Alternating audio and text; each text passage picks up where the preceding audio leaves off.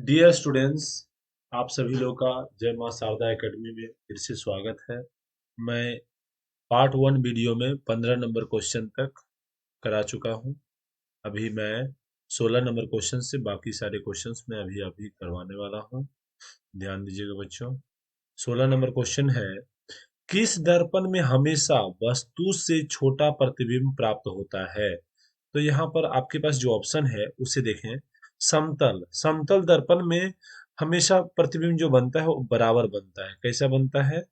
बराबर, मतलब बराबर साइज का बनता है। आकार बराबर होता है। आकार जो होता है वो क्या होता है? बराबर होता है। और नेक्स्ट जो है वो उत्तल दर्पण में प्रतिबिंब हमेशा छोटा बनता है। हमेशा छोटा, है ना? हमेशा कैसा बनता है बच्चों? हमेशा जो है वो छोटा बनता है। ओके। नेक्स्ट है, अवतल दर्पण में कभी छोटा बनता है तो कभी बड़ा बनता है। छोटा भी बनता है और बड़ा भी बनता है।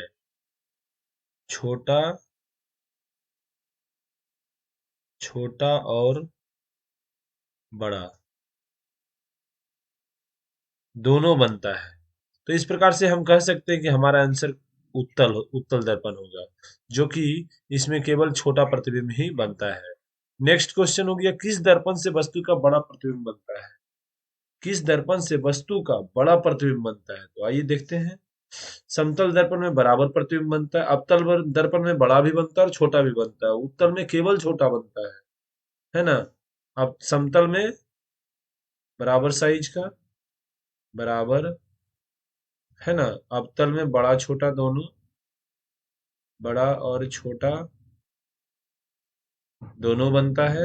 उत्तल में केवल छोटा बनता है। तो इस प्रकार से हम कह सकते हैं कि किस दर्पण से वस्तु का बड़ा प्रतिबिंब बनता है, तो उसके लिए सही आंसर अवतल दर्पण होगा। नेक्स्ट क्वेश्चन, प्रकाश के परावर्तन के कितने नियम हैं? तो प्रकाश के परावर्तन के दो नियम होते हैं। कितने नियम होते हैं?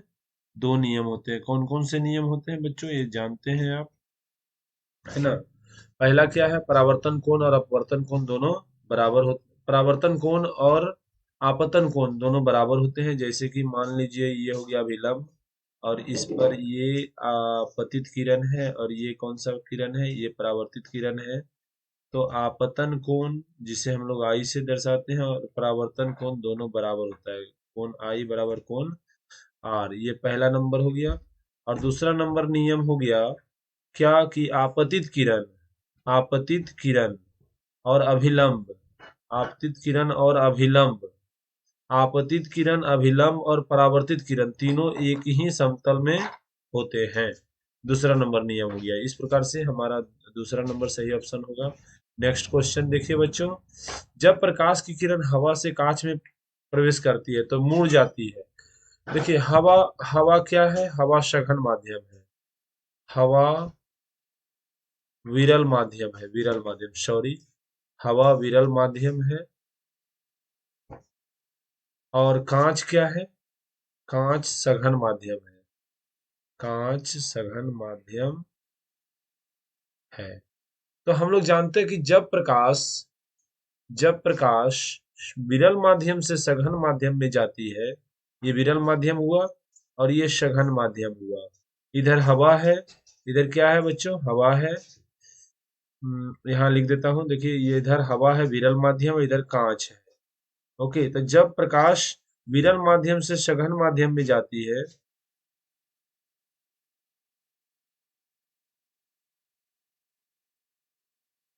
एक सेकेंड बच्चों ध्यान दीजिएगा। नेक्स्ट नंबर क्वेश्चन, हाँ, जब प्रकाश विरल माध्यम से सघन माध्यम में जाती है, जैसे कि आप देख रहे हैं ये जो है विरल माध्यम से कहाँ जा रही है? सघन माध्यम में। तो अभिलंब की ओर मुड़ जाती है। किधर मुड़ जाती है? अभिलंब की ओर मुड़ जाती है। तो क्या पूछा जा रहा है? जब प्रकाश की किरण हवा से कांच में प्रवेश करती है तो मुड़ जाती है अभिलंब के निकट। बी नंबर हमारा ऑप्शन सही है। नेक्स्ट क्वेश्चन, फोटोग्राफी कैमरा का अभिदृश्यक होता है। फोटोग्राफी कैमरा का अभिदृश्यक क्या होता है बच्चों? बताएं कौन सा अभिदृश्यक होता है फोटोग्राफी कैमरा का अभिदृश्यक? ओके, फोटोग्राफी कैमरा का अभिदृश्यक होता है क्या होता है बच्चों, अभिदृश्यक लेंस और एक नेत्रिका लेंस होता है। तो अभिदृश्यक लेंस कौन सा होता है, अभिदृश्यक लेंस जो होता है वो है हमारा उत्तल लेंस, उत्तल लेंस है ना। ओके, नेक्स्ट हो गया। चलिए next number question, 21 number question, side mirror के रूप में प्रयुक्त होता है। साइड मिरर जो कि होता है उत्तल दर्पण। कौन सा दर्पण होता है बच्चों, उत्तल दर्पण होता है। जो भी कोई व्हीकल है तो व्हीकल के साइड में जो मिरर रहता है, जो व्हीकल के साइड में जो मिरर रहता है, कोई भी व्हीकल है, व्हीकल के साइड में जो मिरर रहता है बच्चों, है ना। तो व्हीकल के साइड में जो मिरर लगा रहता है, ये साइड मिरर, ये साइड मिरर उत्तल दर्पण होता है। उत्तल दर्पण क्यों होता है उत्तल दर्पण, क्योंकि उत्तल दर्पण में प्रतिबिंब हमेशा छोटा बनता है और हमेशा सीधा बनता है, इसलिए उत्तल दर्पण का प्रयोग किया जाता है। ओके, नेक्स्ट क्वेश्चन, एक अवतल दर्पण, एक अवतल दर्पण की फोकस दूरी, देखिए फोकस दूरी कितना है, 10 सेंटीमीटर है। तो उसकी वक्रता त्रिज्या बताओ। तो हमें वक्रता त्रिज्या ज्ञात करना है, चूंकि वक्रता त्रिज्या बराबर क्या होता है, 2f। फोकस कितना दिया हुआ है, 10 सेंटीमीटर। तो वक्रता त्रिज्या कितना होगा, 2 × 10, मतलब कि 20 सेंटीमीटर। तो इस प्रकार से हमारा B is the right answer. Next question देखिए बच्चों,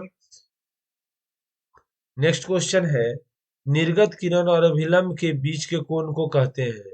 जैसे मान लीजिए निर्गत किरण किसे कहते हैं, जैसे मान लीजिए ये एक ग्लास स्लैब है ना, और इसमें ये क्या है, अभिलंब है, जिसको हम यन से दर्शाएंगे।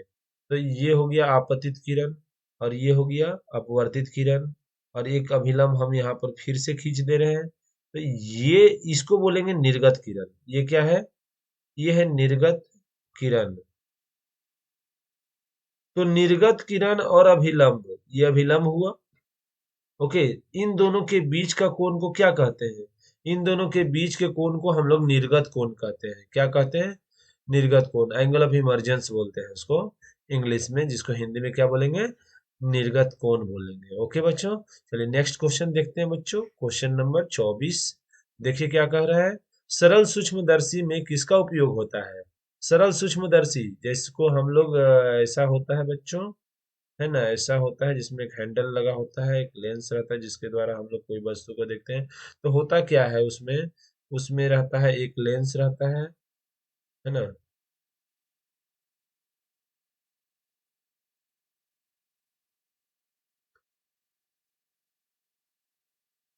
उसमें एक उत्तल लेंस रहता है। जब कोई वस्तु को हम लोग कहाँ रखते हैं, ये मान लीजिए इसको बोलते हैं ये हमारा जो ऑप्टिकल सेंटर हो गया, ऑप्टिकल सेंटर जिसको जो बीच में जिसको सी से डिनोट करते हैं।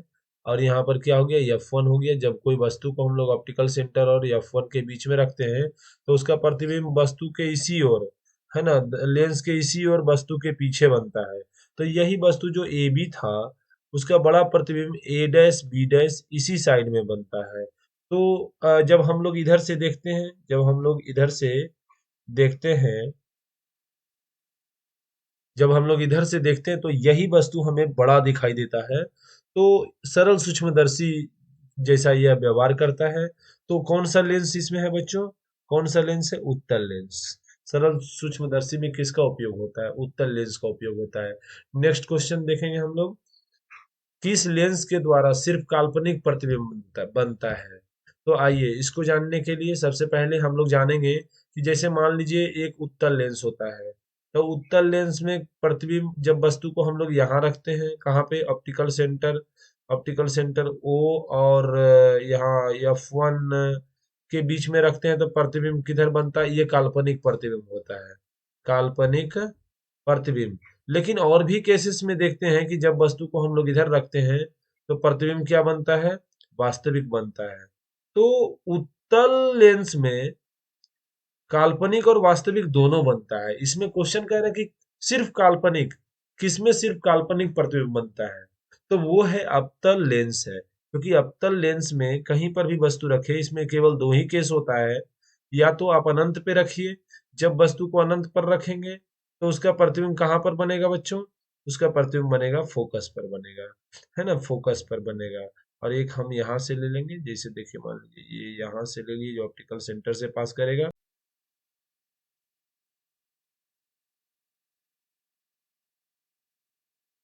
नेक्स्ट क्वेश्चन बच्चों। क्वेश्चन नंबर 26 क्या है, कह रहा है परावर्तन के नियम से निर्धारित होता है। क्या निर्धारित होता है? परावर्तन का नियम क्या कहता है? आपतन कोण और परावर्तन कोण दोनों बराबर होते हैं। तो यहाँ आपतन कोण बराबर परावर्तन कोण। तो दूसरा में क्या है? परावर्तन कोण बराबर अपवर्तन कोण, आपतन कोण बराबर विचलन कोण। तो हमारा सही आंसर कौन सा होगा? ए नंबर, क्योंकि इसमें आपतन कोण बराबर परावर्तन कोण ऐसा होता है बच्चों, ये हम लोग जानते हैं। चलिए ठीक है, देखिए नेक्स्ट क्वेश्चन। नेक्स्ट, काल्पनिक प्रतिबिंब होता है। काल्पनिक प्रतिबिंब कैसा होता है? काल्पनिक प्रतिबिंब हमेशा सीधा होता है। Okay, next question. Next question, lens में मुख्य फोकस की संख्या कितनी होती है? लेंस में मुख्य फोकस की संख्या दो होती है। जैसे कोई भी लेंस लेते हैं, जैसे मान लीजिए ये हमारा एक लेंस है, तो एक फोकस हमारा F1 इधर होता है और एक फोकस हमारा F2 इधर होता है ना? दो फोकस होते हैं। उसी प्रकार से हम एक कनकेव लेंस लेते हैं, तो कनकेव लेंस में भी एक फोकस इधर होता है और एक फोकस इधर होता है ना? दो फोकस होते हैं, इसलिए लेंस में मुख्य फोकस की संख्या कितनी होती है? दो होते हैं बच्चों। Next question. Okay, search light का परावर्तक सतह। सर्च लाइट, सर्च लाइट जैसे मान लीजिए हम अपने हेड पर जो लगाते हैं, कोई भी जैसे मान लीजिए हेड है, तो हेड पर जो हम लोग लगाते हैं, तो हेड में जो लाइट लगाते हैं यहाँ पर बच्चों, वो उसका परावर्तक सतह कैसा होता है? उसका परावर्तक सतह अवतल होता है। अवतल कैसा होता है बच्चों? अवतल होता है इसका परावर्तक सतह। क्योंकि जैसे मान लीजिए कि कोई बल्ब है, तो बल्ब को हम लोग कहाँ पे रखते हैं? फोकस पर रखते हैं, फोकस पर। और यहाँ पर अपवर्तक सतह कैसा होता है? परावर्तक होता है। तो हम लोग जानते हैं कि जब फोकस पर कोई वस्तु रखा होता है, तो फोकस से आने वाली किरणें समानांतर होती है। फोकस से होकर आने वाली किरणें परावर्तन के बाद समांतर दूर तक जाता है। कहाँ तक जाता है? दूर तक जाता है, दूर तक, अनंत तक जाता है, अनंत तक जाता है। इसलिए सर्च लाइट में हम लोग अवतल परावर्तक सतह का प्रयोग करते हैं। Okay, next number. दाढ़ी बनाने में कौन सा दर्पण प्रयुक्त होता है? तो दाढ़ी बनाने में जी हाँ, अवतल दर्पण का प्रयोग होता है। क्योंकि दाढ़ी बनाते समय हम लोग अपने चेहरे को कहाँ पे रखते हैं? ये मान लीजिए ये ध्रुव है जिसको P से इंडिकेट करते हैं, ये मान लीजिए इसका फोकस है। जब हम अपना चेहरा पोल और फोकस के बीच में रखते हैं, तो उसका प्रतिबिंब दर्पण के पीछे और बड़ा बनता है, आभासी बनता है। आभासी, है ना? सीधा और बड़ा वस्तु से बड़ा प्रतिबिंब बनता है। इसलिए दाढ़ी बनाने में हम लोग अवतल दर्पण का प्रयोग करते हैं। नेक्स्ट नंबर क्वेश्चन बच्चों। एक उत्तल लेंस की क्षमता एक डायोप्टर है। चलिए, एक उत्तल लेंस की क्षमता, क्षमता मतलब P बराबर one dioptre. One dioptre plus में होगा क्योंकि उत्तल लेंस की क्षमता है। तो उसकी फोकस दूरी हमें ज्ञात करना है। हमें क्या ज्ञात करना है? फोकस दूरी, F बराबर वाट। तो हम लोग जानते हैं कि P बराबर क्या होता है? 100/F। तो हमें क्या ज्ञात करना है? F ज्ञात करना है। तो 100/F बराबर लिख सकते हैं 100/P। तो कितना हो गया? 100/1, मतलब क्या हो जाएगा? प्लस का 100, क्या ज्ञात करना है? फोकस दूरी प्लस का 100 सेंटीमीटर हो जाएगा। यहाँ पे प्लस का 100 सेंटीमीटर कौन सा हो गया बच्चों? देखिए ऑप्शन नंबर सी हो जाएगा। नेक्स्ट नंबर क्वेश्चन बच्चों। किसी गोलीय किसी गोलीय दर्पण तथा किसी पतले गोलीय लेंस दोनों की फोकस दूरियां -15 सेंटीमीटर है। कोई गोलीय दर्पण है, कोई गोलीय दर्पण, कौन सा दर्पण? अवतल दर्पण का फोकस दूरी माइनस में होता है। अवतल दर्पण का फोकस दूरी जो होता है वो माइनस में होता है, तो -15 सेंटीमीटर। और एक गोलीय लेंस है, तो कौन से गोलीय लेंस का? अवतल लेंस।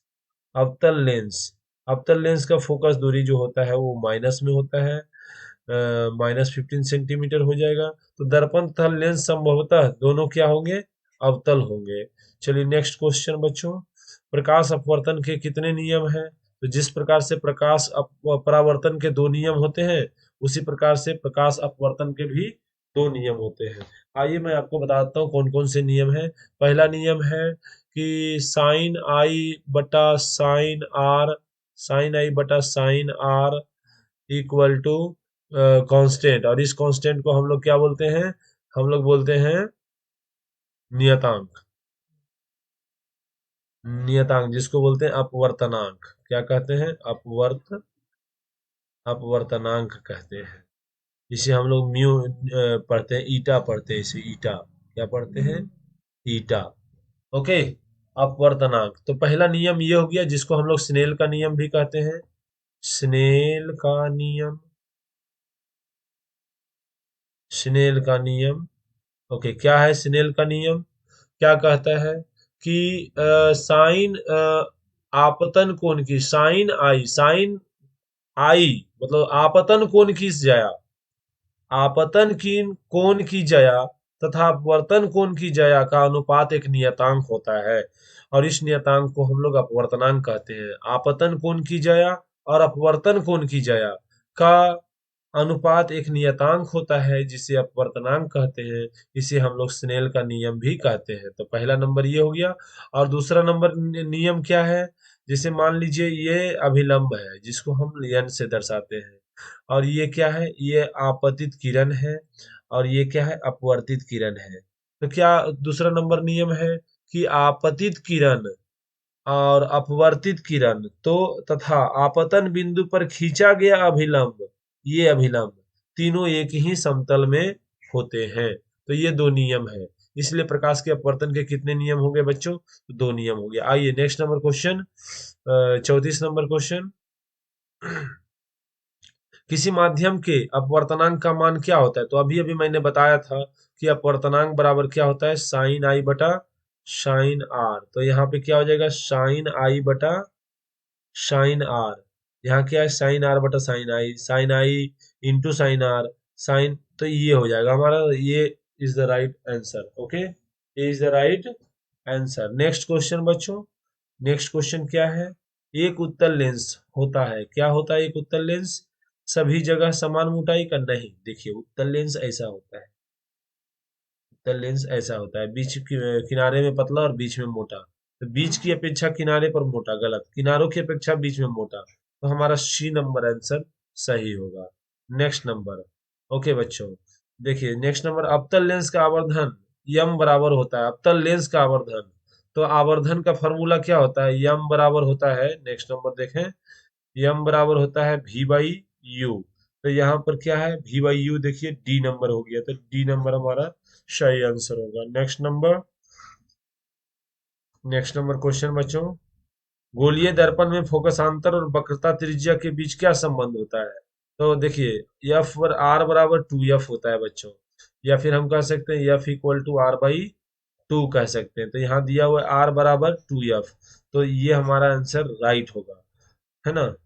ओके, नेक्स्ट क्वेश्चन क्या है बच्चों, 38 नंबर, सोलर कुकर में प्रयोग होता है, सोलर कुकर में किसका प्रयोग होता है, अवतल दर्पण का।